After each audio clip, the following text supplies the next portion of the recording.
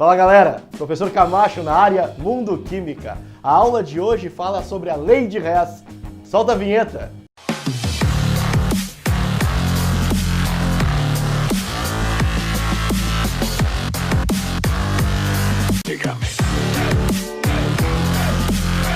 Lei de Hess. Podemos descobrir o calor de uma reação sem verificar o momento inicial e final dela? Na aula de hoje, nós vamos descobrir. O químico Hess definiu com seus estudos que para sabermos o ΔH, ou seja, a variação de entalpia de uma reação química, só necessitamos do calor inicial dos reagentes e do calor final dos produtos. Esta é a lei de Hess. Observando o esquema a seguir, ficará mais fácil entendermos a lei de Hess. Percebam, aqui nós temos uma reação A transformando-se em D. O ΔH dessa reação nós não temos, nós não sabemos, mas sabemos os ΔHs das reações intermediárias. A para B, ΔH1, B para C, ΔH2 e C para D, ΔH3. Hess diz: somando estes calores, ΔH1 com ΔH2 e ΔH3, é o valor do ΔH da reação que necessitávamos. Ou seja, somando os ΔHs intermediários, temos o ΔH da reação que precisávamos. Quais foram as consequências desses estudos de Hess, hein? A partir das conclusões e experimentos de Hess, foi possível realizar equações e reações termoquímicas a céu aberto, ou seja, não importava mais se as reações tinham intermediários, porque, como Hess diz, o que importa é o estado inicial dos reagentes e o estado final dos produtos. As conclusões de Hess também possibilitaram a definição de calores de substâncias que não conhecíamos, porque, a partir das definições de Hess, o calor da própria reação é o calor das substâncias. Por último, as experiências e conclusões de Hess definiram equações termoquímicas, calores dessas reações que não eram possíveis de realizarmos em experiências de laboratório. Como assim, professor? Pensem, nós tínhamos reações que eram muito explosivas, difíceis de fazer em laboratório. O que a lei de Hess possibilitou? Que fizéssemos reações intermediárias para descobrir o ΔH dessas reações difíceis. O Hess é muito bom. Hess sem calculadora, ele fez o quê? Cara, se eu tenho estado inicial, se eu tenho estado final, eu consigo fazer o quê? Eu consigo descobrir, mesmo passando por vários intermediários, que o calor está envolvido é aqui, no início e no fim. Não importa por onde eu passo. Cara, é fantástico. Vamos ver agora como a lei de Hess vai trabalhar com as equações termoquímicas. Segundo a lei de Hess, as equações termoquímicas podem ser tratadas como equações matemáticas, como expressões algébricas, ou seja, nós vamos somar ou diminuir essas expressões a partir dos seus respectivos ΔHs. Logo, se invertermos uma equação termoquímica, ou seja, produto vira reagente, reagente vira produto, o ΔH dessa reação vai inverter.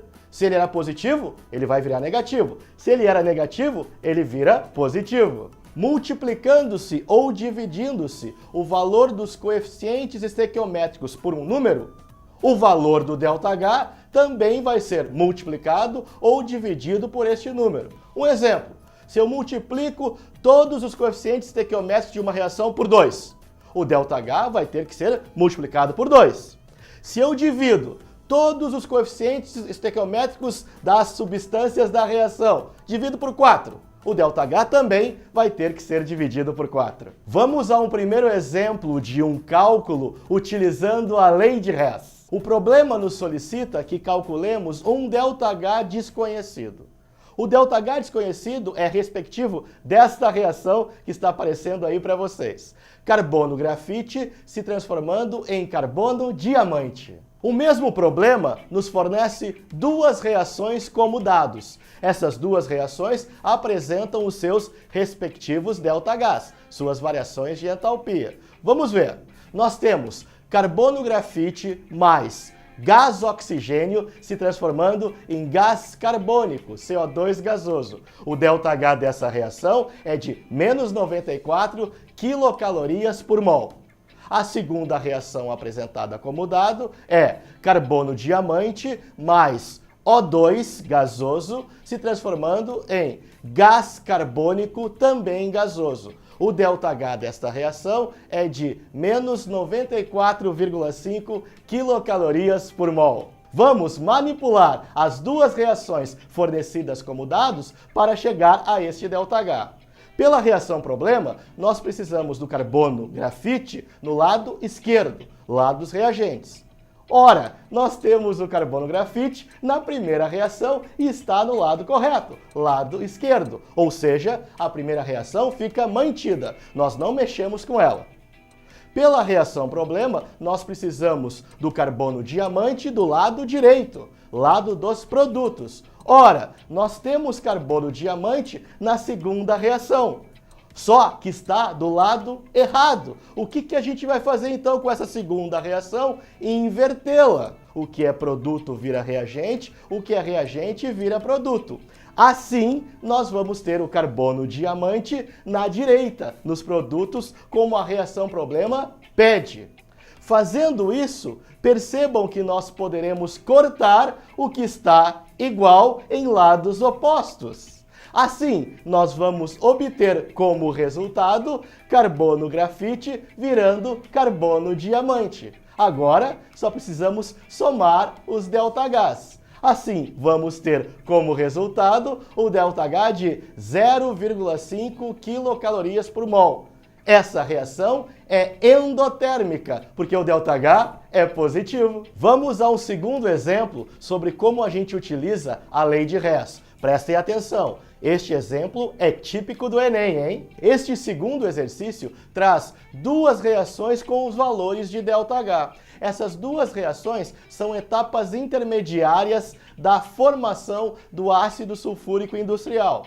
Percebam, nós temos uma mostrando a oxidação do enxofre e a outra mostrando a combustão do dióxido de enxofre. Como eu disse, cada uma com seu respectivo ΔH. Mas o exercício não quer estes ΔHs. O exercício quer o ΔH, a variação de entalpia da reação de formação do trióxido de enxofre, que é esta reação que está aparecendo aí em cima. Como é que a gente resolve?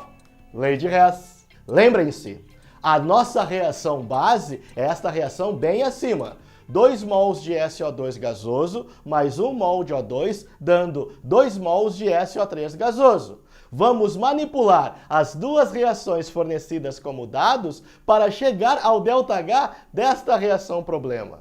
Pois bem, pela reação problema, temos 2 mols de SO3 nos produtos, no lado direito. Igual à primeira reação, exatamente a mesma. Então, nós não precisamos mexer na primeira reação. Segundo a reação base, precisamos de 2 mols de SO2 no lado esquerdo, do lado dos reagentes. A gente encontra SO2 na segunda reação, mas está do lado errado e na quantidade errada. O que faremos então com a segunda reação? Vamos inverter a segunda reação e multiplicar os coeficientes estequiométricos da mesma por 2. Assim, o ΔH da reação vai ter o seu sinal invertido e multiplicado por 2 a sua quantidade. Quando a gente faz isso, percebam, nós podemos cortar várias substâncias. E, lembrando, o que acontece com O2? Temos 3 O2 do lado esquerdo, 2 O2 do lado direito. Sobra, então, 1 mol de O2 do lado esquerdo. Depois de cortar tudo o que podemos cortar, o que sobra? A reação base, a problema que nós tínhamos. Somando os ΔHs, vamos ter um valor de aproximadamente menos 197 kJ. Hess é muito bom. Agora vamos ao terceiro exercício. Ele também pode e vai cair no Enem. Ele parece, no início, bem difícil, mas seguindo os passos que o professor Camacho te passou, tu vai achar ele barbada. Vamos lá? O terceiro exercício apresenta de cara pra gente já 3 equações termoquímicas com os seus respectivos ΔHs. Ele quer que a gente manipule estas 3 equações termoquímicas para descobrir o calor de formação do pentóxido de dinitrogênio, o N2O5. Vamos resolver? Vamos utilizar a lei de Hess para resolver este exercício. A nossa reação base, aquela que nós não sabemos o ΔH, é a reação N2 gasoso mais 5 meios de O2 gasoso, dando 1 mol de N2O5 gasoso. Vamos manipular as 3 reações fornecidas nos dados para chegar a esta reação base. O que a gente vê na reação base? Que nós temos N2 do lado esquerdo, do lado dos reagentes. Ora, nós temos N2 do lado dos reagentes na primeira reação, exatamente igual. Então, a primeira reação fica mantida. Nós não mexemos. Se não mexemos na primeira reação, percebam que nela nós temos H2. Este H2 não pode aparecer no final do cálculo. Nós devemos eliminá-lo. Vamos eliminá-lo com o H2 da segunda reação fornecida nos dados. Mas, para isso acontecer, precisamos cortar esses 2 mols de H2, como? Dividindo todos os coeficientes estequiométricos da segunda reação por 2. Quando a gente faz isso, a gente divide por 2 o ΔH desta segunda reação. E além disso, devemos trocar o lado deste H2 na segunda reação. Ou seja, nós vamos, além de dividir por 2 os coeficientes estequiométricos e o ΔH da segunda reação, vamos inverter a segunda reação. Verifiquem que na reação base precisamos do N2O5 no lado direito, nos produtos.